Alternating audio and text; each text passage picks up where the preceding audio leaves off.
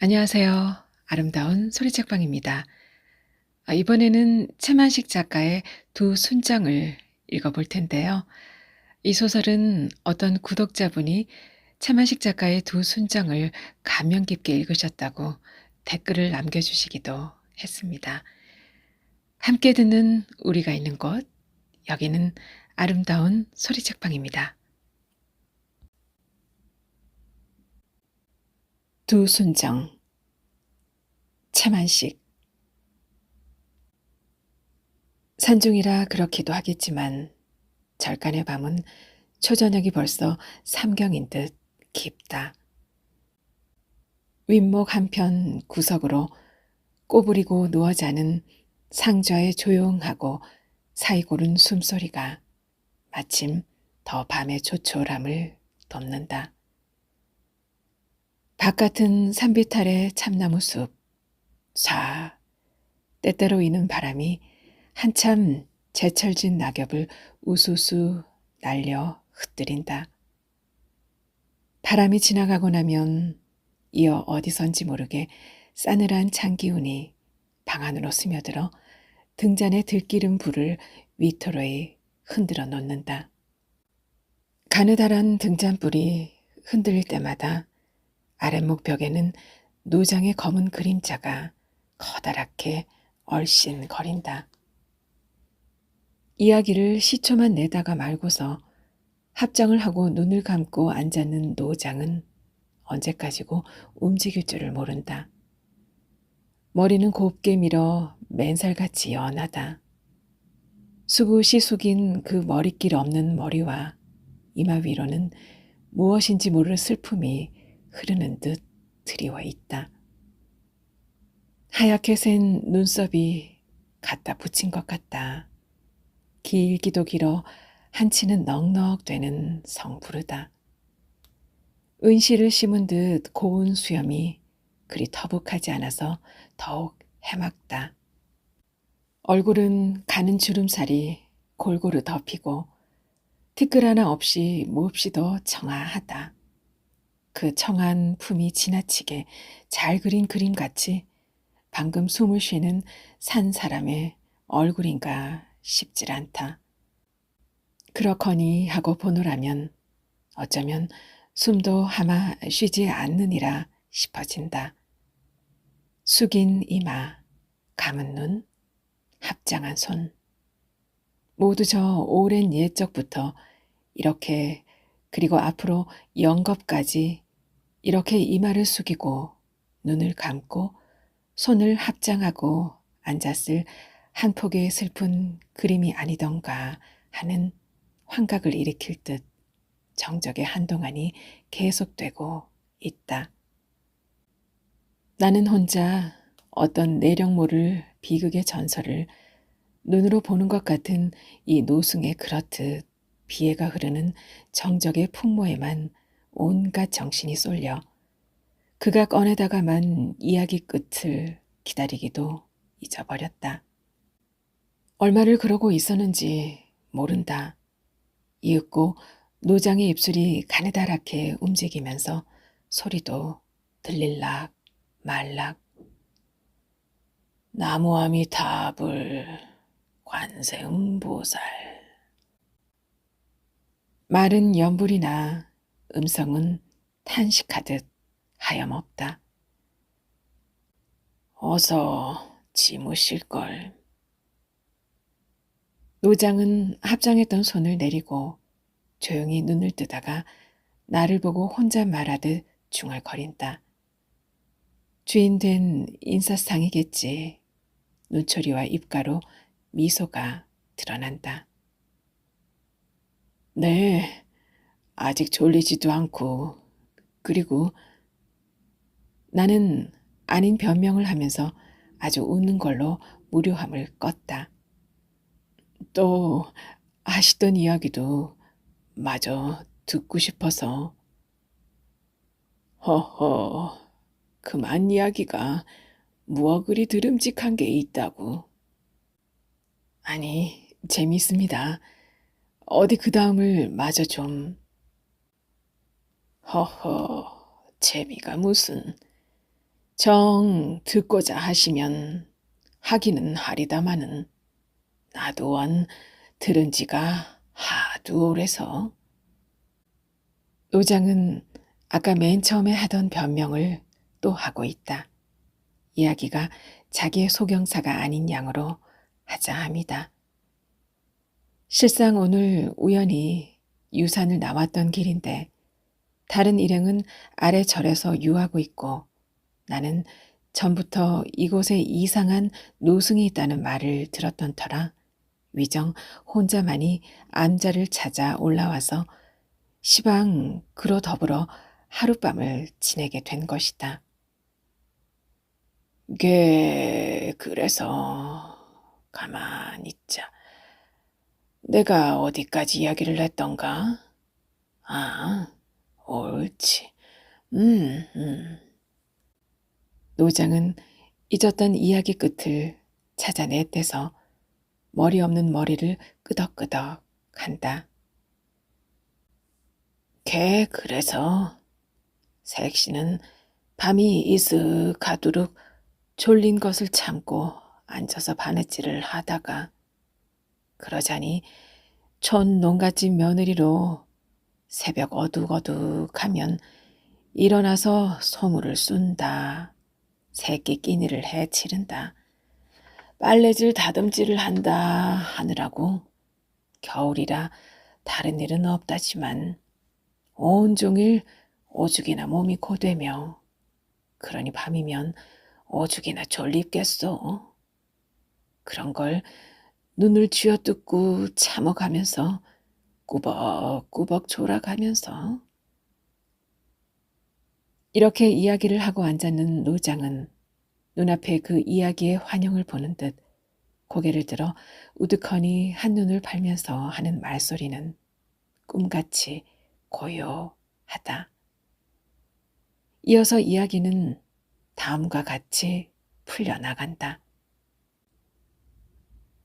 색시가 그렇게 밤이 깊도록 기다리고 있노라면 이슥해서야 겨우겨우 이웃집 글방에서 그릴린 소리가 그친다. 색시는 얼른 방문 소리, 기침 소리를 연달아 내면서 살인문께로 나간다. 그때면 벌써 살인문 밖으로 쿵쿵쿵 어린 새서방 봉수가 급하게 뛰어오다가 어머니! 하고 외쳐 부른다. 언제고 이렇게 부르는 것이지만 실상 모친이나 부친을 찾는 것이 아니요. 거기에 쟤네 색시가 기다리고 있는 줄 알면서 부를 수 없는 색시 대신 어머니라고 부르는 것이다. 부르는 소리에 대답하듯 색시가 기침을 하면서 지친 살인문을 열라치면 봉수는 반갑다고 한 걸음에 뛰어들어 색시 앞에가 우뚝 어둠 속에서도 베스키 웃는다. 색시도 웃는다. 색시가 살인문을 잠글 동안 봉수는 기다리고 섰다가 둘이 같이서 앞서거니 뒤서거니 쟤네들 방으로 들어온다.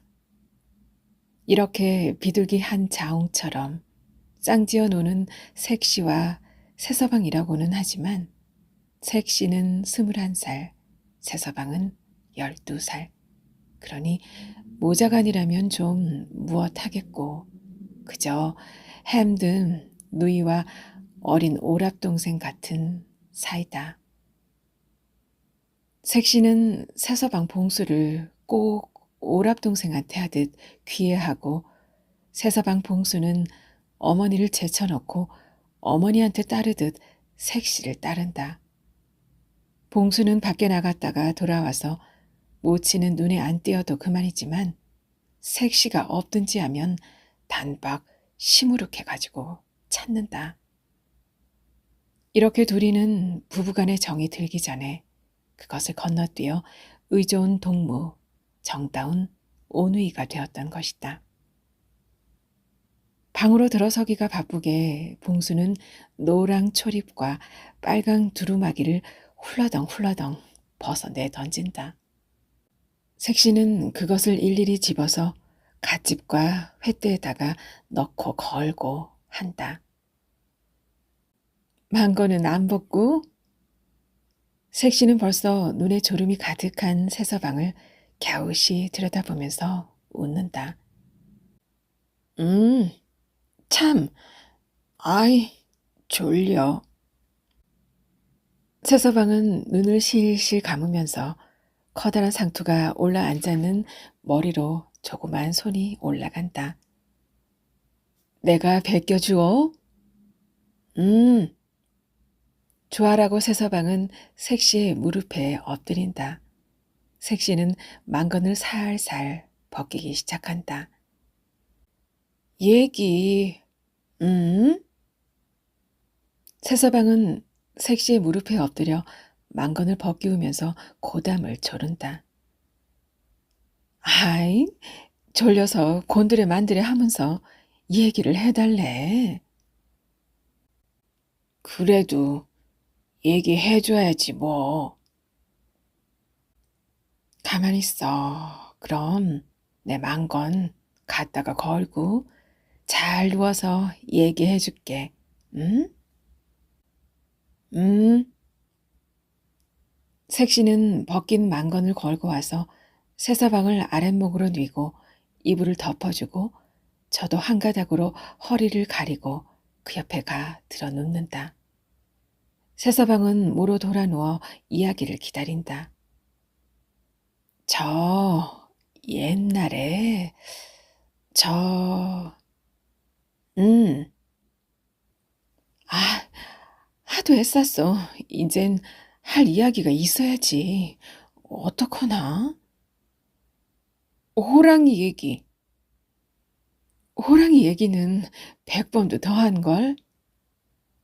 그래도 가만히 있어. 그럼 내 호랑이 이야기는 아니라도 재미있는 이야기 하나 할게. 응? 응. 저 옛날에 쬐꼬만한 새서방하고 커다란 색시하고 응? 싫다. 새서방은 저를 빗대놓고 무슨 이야기를 지어서 하려는 줄 알고 지레 방색을 한다.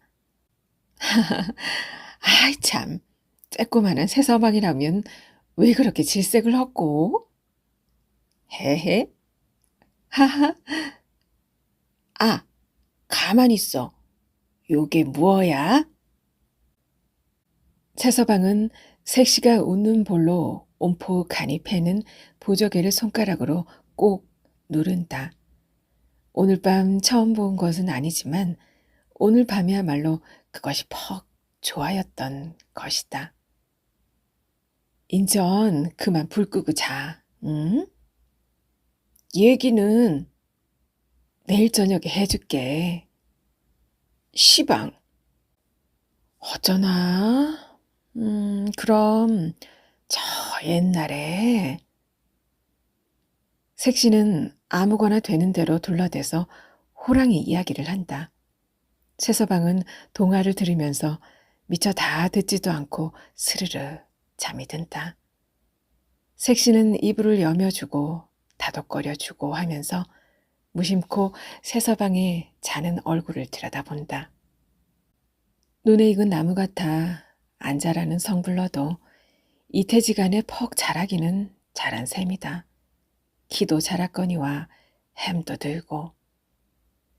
재작년 섣달에 시집을 왔으니까 꼬박 이태다. 그때는 새서방의 나이 10살. 정말로 애기여서 밤이면 자다가 엄마를 부르고 울기도 가끔 했고 오줌도 쌌었다. 조금만 제 비위를 맞춰주지 않으면 울고 안방으로 달려가서 일러 바치고 그 끝에는 의뢰 시어머니한테 걱정을 듣게 하고 그러던 것이 시방은 따르는 것도 따르는 것이거니와 도리어 쟤네 어머니를 가지고 색시한테 이르게끔 되었으니 그만해도 철이 났다고 할는지. 역시 그의 그 겨울 섣달 대목이 임박해서다. 시부모는 겨울이라 농산일도 별반 바쁠 게 없고 하니 봄이 되기 전에 며느리를 친가로 보내기로 했다. 재작년에 혼인을 했으니 햇수로는 3년이요. 3년이면 근친도 보낼 때다. 그러니 기왕 보낼 바이면 명절도 쟤네 친가에 가서 쇠기할 겸 금음전으로 보내는 게 좋겠다고. 그래 모래 글피로 아주 날을 받고 부랴부랴 서두르기를 시작했다. 새며느리의 첫 근친이라면 하기야 혼인 못지않게 이바지를 차려야 하는 것이지만 가난한 촌 농가에서 어디 그런 격식을 갖게 차릴 수는 없는 노릇. 그저 흰떡이나 한 말 하고 인절미나 한 말 하고 도야지 다리에 닭이나 한 마리 하고 엿이나 좀 고고 술이나 한 병 하고 이것이다. 이래서 집안이 갑자기 바짝 바빴는데 새서방 봉수는 대목이니까 설차림인 줄 심상히 알았다. 바로 그날 저녁 여느 때처럼 글방에서 늦게 돌아와 자리에 누운 새서방 봉수는 역시 여느 날 밤처럼 옆에 나란히 누운 색시더러 이야기를 조른다. 색시는 요새로는 저녁마다 그 이야기를 대기에 미천이 달려 적잖은 걱정거리다. 저 옛날에 색시는 그렇게 시초만 내놓고 까막까막 생각하다가 언뜻 좋은 이야기거리가 생각이 났다. 아이 참, 나 말이요. 음? 저 모래 글피, 저 우리 집에 갔다 올게. 응? 우리 집? 저기 제 너머 쇳골? 싫다. 어쩌나. 그래도 꼭 가야 하는 법인걸? 어머니 아버지가 갔다 오라고 해서 가는걸. 그래도 난 몰라. 뭐 그러지 말고 내 가서 꼭 한 달만 있다가 올게. 이 얘기도 많이 배워가지고 오고. 싫다잉. 한 달? 뭐 30밤이나 뭐 자고 와. 색시는 아닌 게 아니라 속으로 딱하기는 했다. 시집을 왔으면 이태고 3년 만에 내남없이 의례건 한 번씩은 근친을 가는 법. 그래서 시부모도 시키는 노릇이고 시키는 노릇이어서 마지못해 하는 게 아니라 시켜주기를 까맣게 기다리던 즐거운 한때다. 그러니까 즐거운 마음으로 가기는 가는 것이지만 그대도록 따르던 새서방을 비록 한두 달일 망정 떼어놓고 혼자 가서 있자니 두루 안 된 게 한두 가지가 아니다.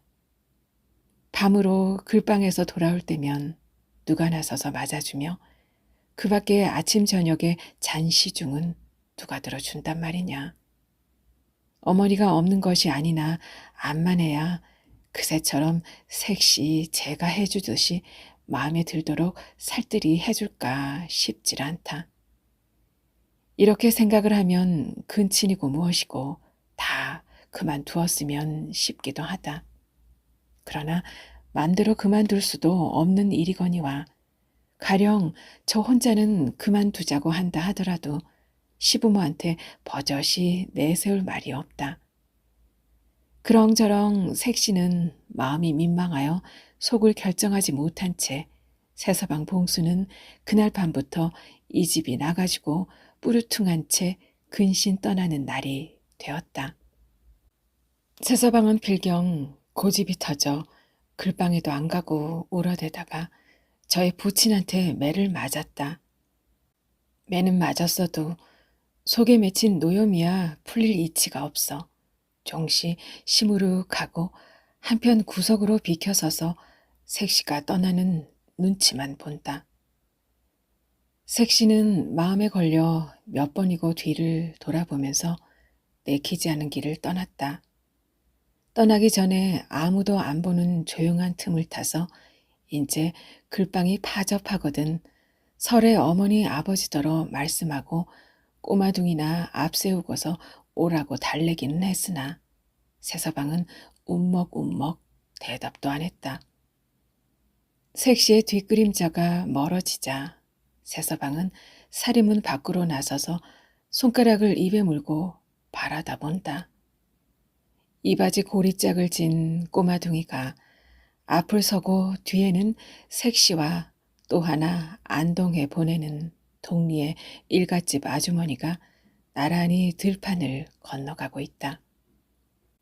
분홍 저고리에 갈매 옥색 치마를 입고 시방 저리로 까맣게 멀리 가는 색시 얼굴이 눈앞에 어른어른한다. 해죽이 웃고 웃으니까 볼에 온폭 보조개가 괜다. 방금 떠나갔는데 자꾸만 보고 싶다. 보고 싶은데 자꾸만 멀어간다.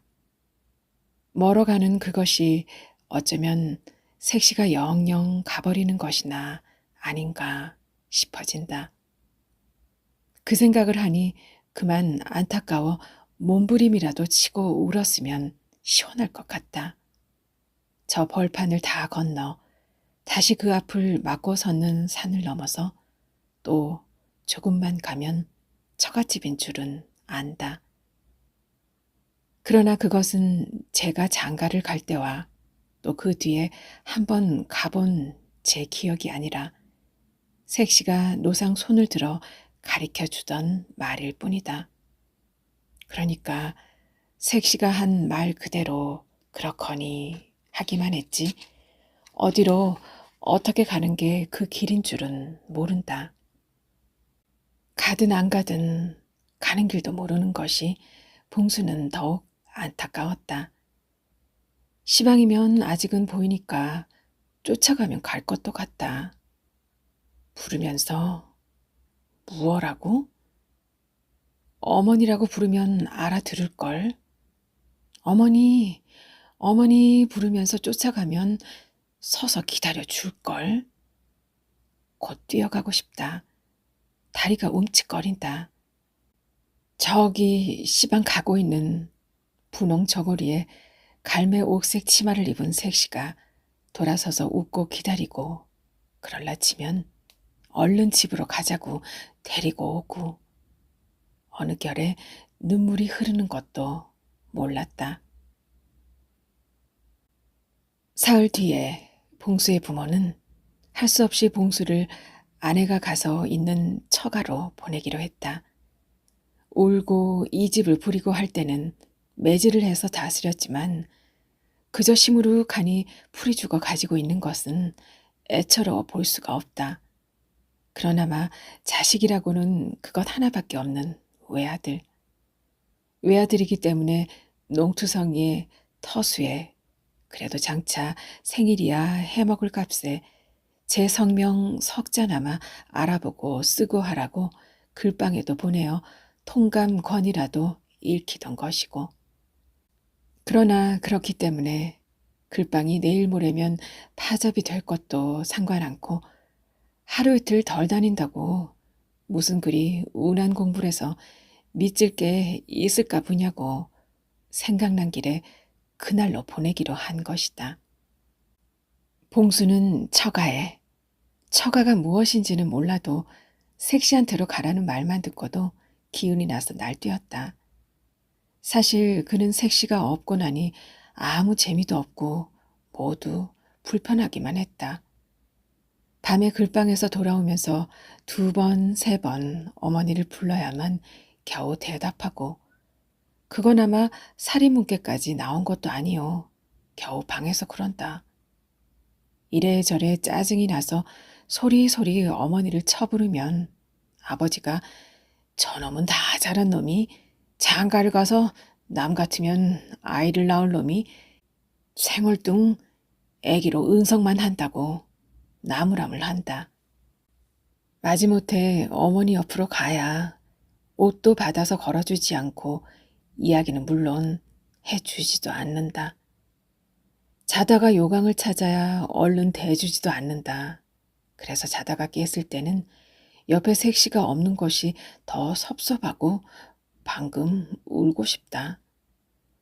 잠도 재미있게 자지질 않고 밥도 먹히지 않는다. 그러고서 자꾸만 색시가 옆에 있으면 하는 그 생각만 난다.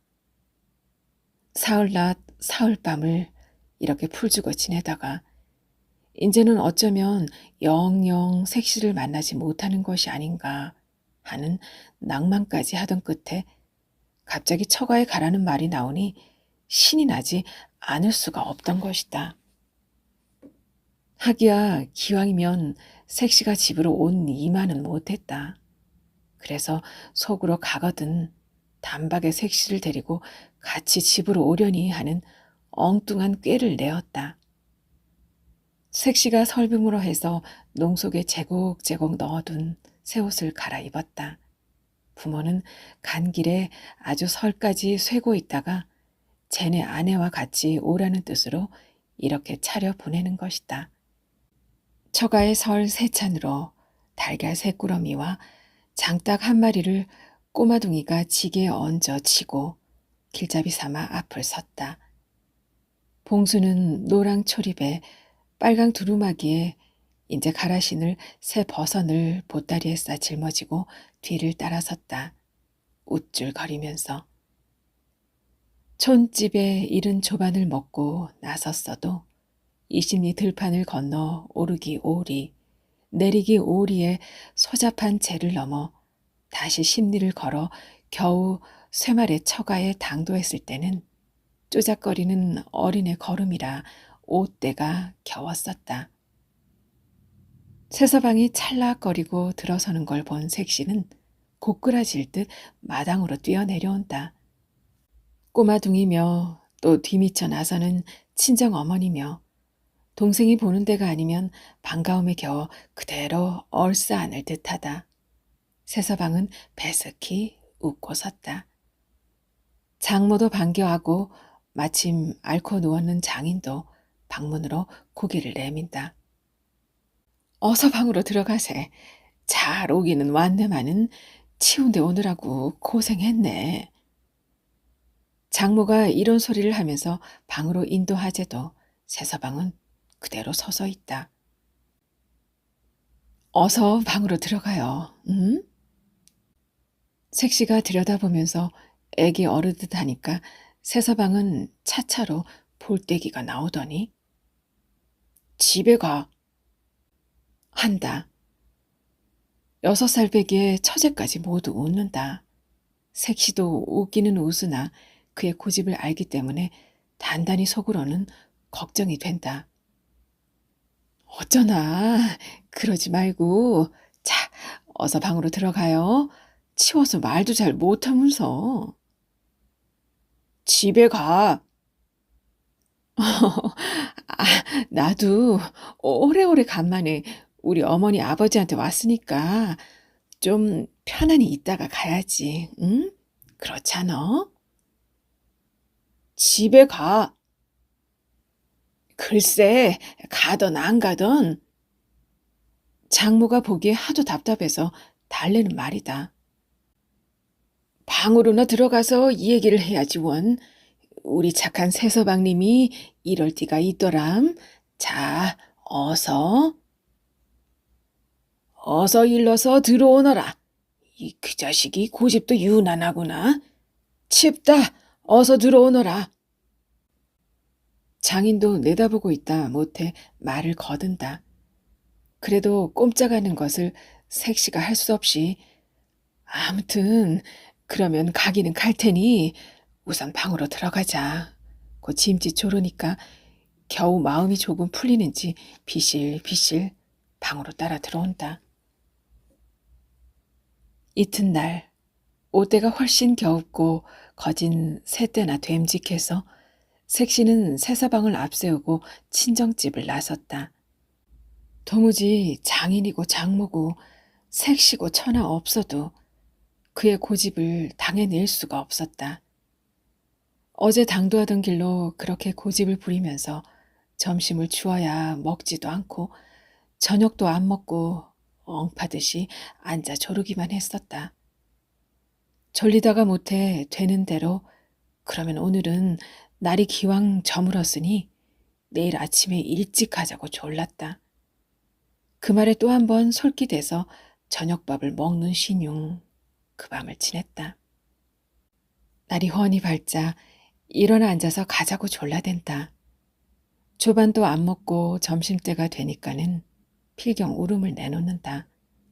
이제는 아무렇게도 도리는 없고 다만 한 가지 색시가 갇혀서 시집으로 오는 것뿐이다. 사맥이 이렇게 다급했던 것이다. 색시는 참말 딱했다.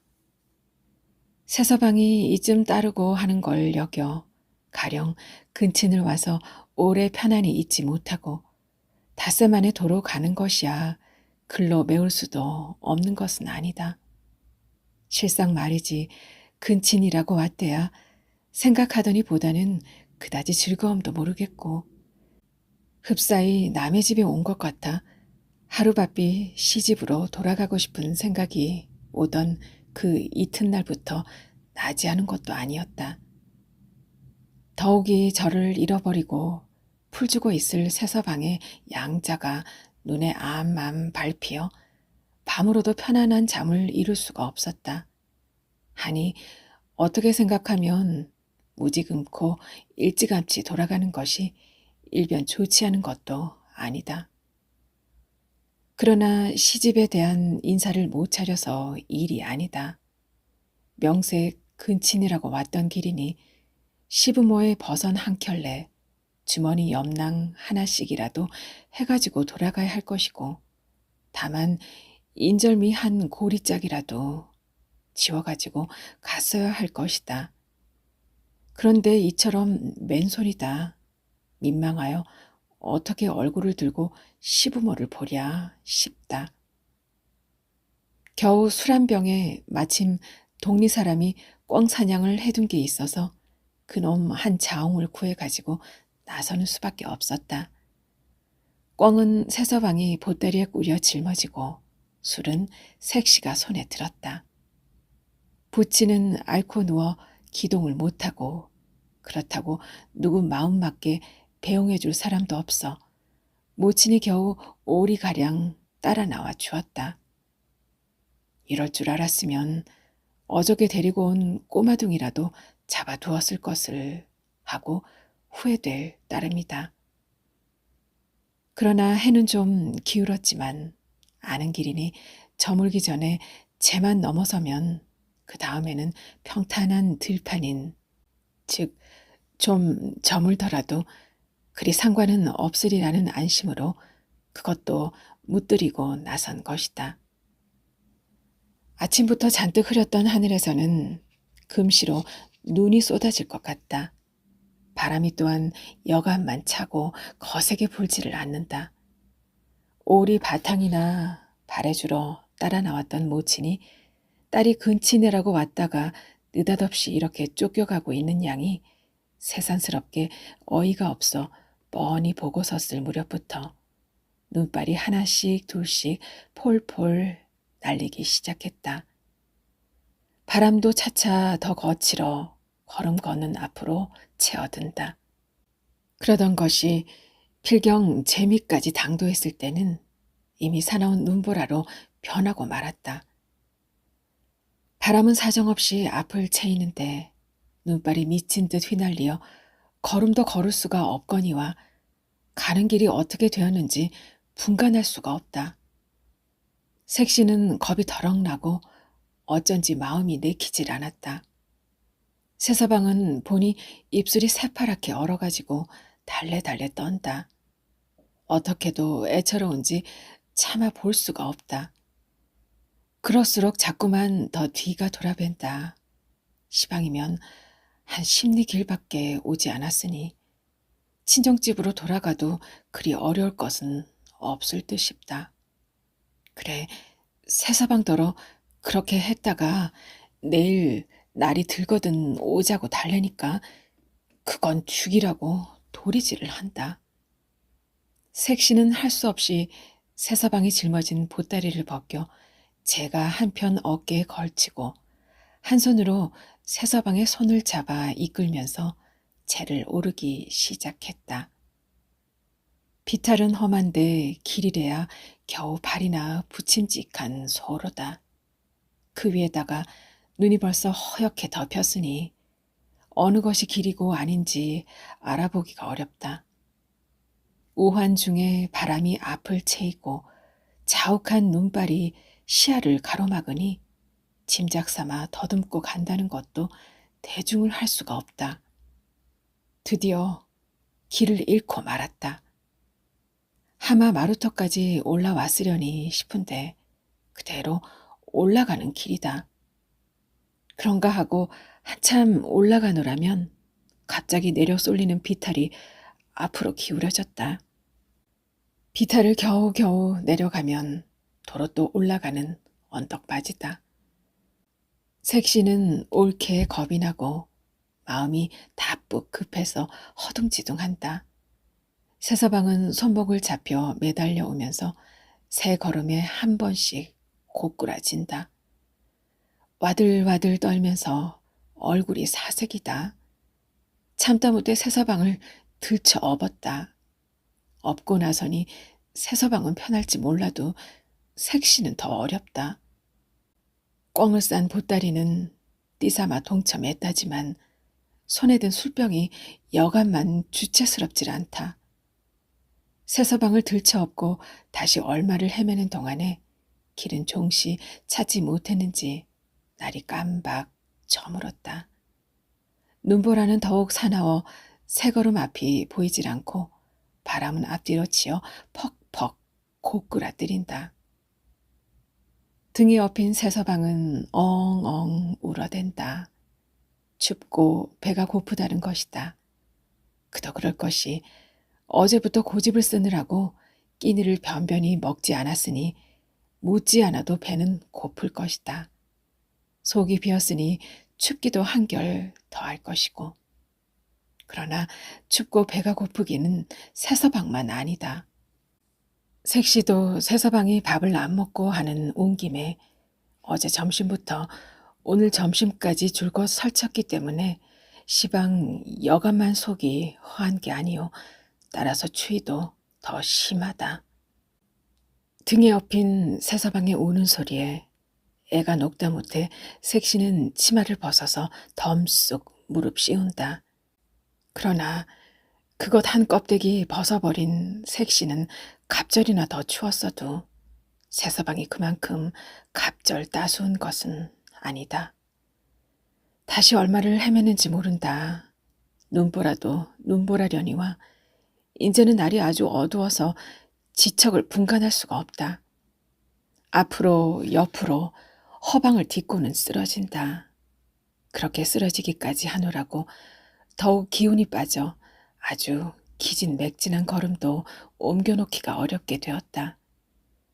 기운이 없을 뿐만 아니라 정신도 아득하니 횡청망청해진다. 그러한 중에도 한 가지 등에서 오는 새서방을 생각하여 이래서는 안 되겠다고 정신을 가다듬고 기운을 차려 가면서 구르듯 기어가듯 하는 참인데 그럴 무렵에 어쩌다가 한번 앞으로 푹 고꾸라지는 손에 잡혀지는 것이 있었다. 어떻게도 반가운지 그것은 논바닥의 벼폭이었다.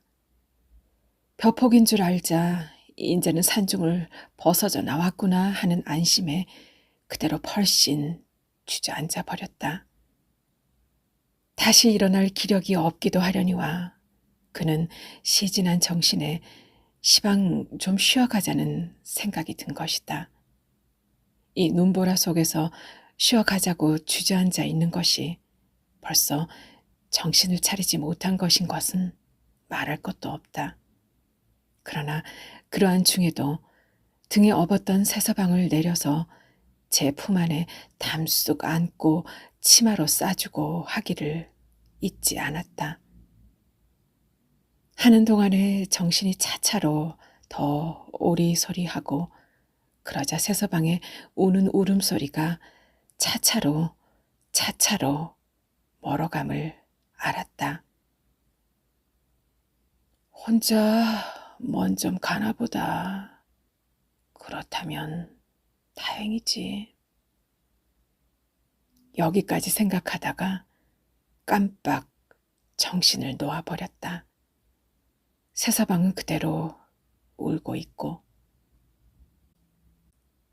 그날 밤 그리 깊든 안에 선대 동리 사람 몇이 마침 채를 넘어오다가 길 옆 논바닥에서 사람 우는 소리를 들었다. 그들은 처음 귀신 우는 소린 줄 알고 모두 머리끝이 쭈뼛했으나 일행이 여럿이기 때문에 대체 그놈의 귀신이 어떻게 생긴 것인지 좀 본다고 쫓아와서 횃불을 비추어 보니 봉순의 내외였었다. 꽁꽁 얼어서 오그라붙은 색시와 다 죽어가는 새서방을 동리 사람들이 업어오기는 했으나 색시는 영영 소생하지 못했고 새서방만 무사히 살아났다. 봉수는 죽은 색시를 잊지 못했다. 언제고 분홍 저고리에 갈매 옥색 치마를 입고 해죽 웃는 얼굴에 이쁜 보조개가 온폭 안이 패는 색시가 눈에 밟혔다. 봉수는 이렇게 색시의 얼굴을 생각해 보는 것이 슬프면서 그게 기쁨이었었다.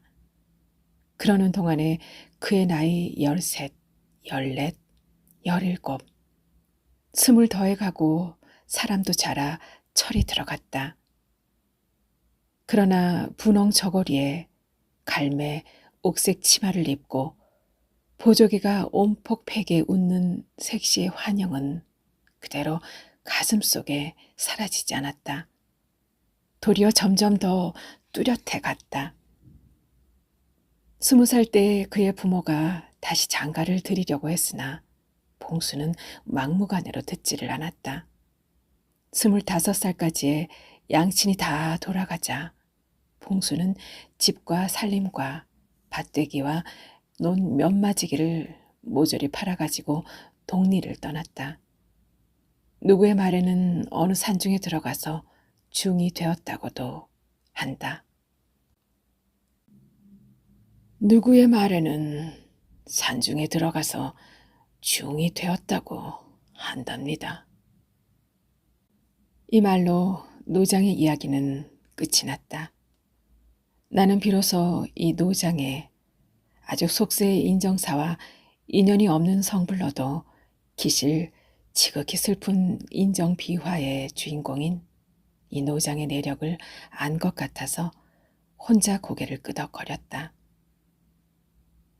그래 노장, 올해 연치가 어떻게 되셨나요? 내 나이요? 82이랍니다.